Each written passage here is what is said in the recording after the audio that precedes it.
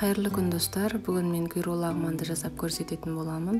Эң алдымен камырын дайындаймын. Камырына 1 жумуртка, жылы суу және де 400 грамм un, жарты чай касык туз керек. Өлчөп дайындап алган унумузга жарты чай касык тузду және 1 жумуртканы косуп, ортача каттылыктагы камырды дайындайтын боламыз. Камырымызды жакшылап бириктирип илеп алган соң, тындырып коябыз да этти маринаттоого көчөбүз.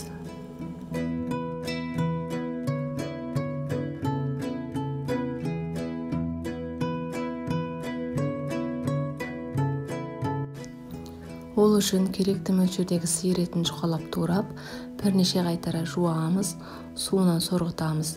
Үстүнө тузду, жижиңди, крахмалды, жумуртканын агын куюп, және де 1 ас касык мөлчөрүндөгү сүйүк майды куюп, маринатка коябыз.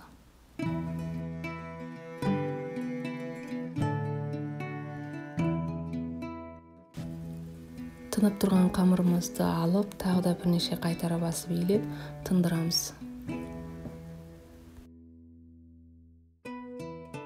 Эндиги кезекте бизге кажеттүү көкөнүстөрдү туурап дайындайбыз.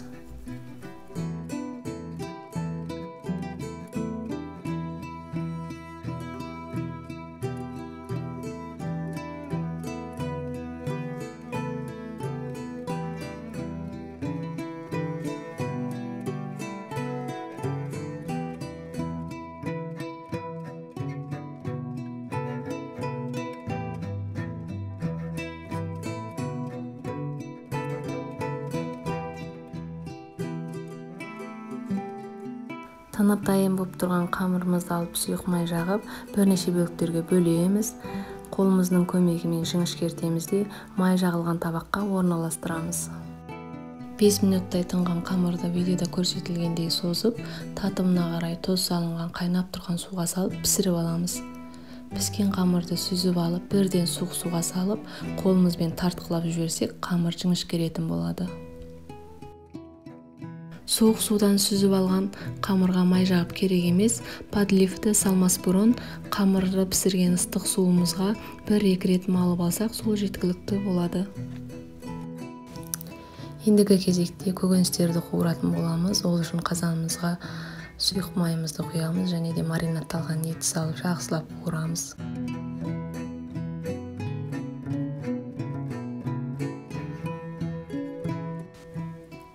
Куурулган эттин үстүнө чеснокту, пиязды және лазжаңды салып куурабыз.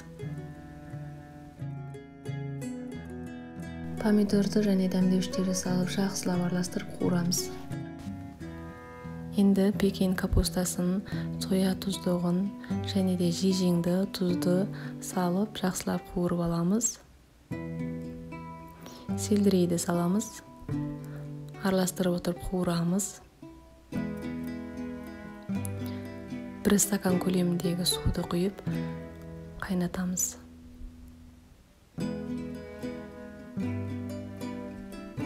Кызыл жасыл бурушумузду салып 1-2 мүнөткө буктурабыз.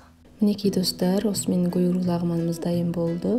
Өтө оңой, сиздер да жасап көрүңүздөр. Сиздерге унайтынына сенемин. Достор, менин каналыма жазылып, коңгуроошо белгисин басууду унутпаңыздар. Назарларыңызга рахмет.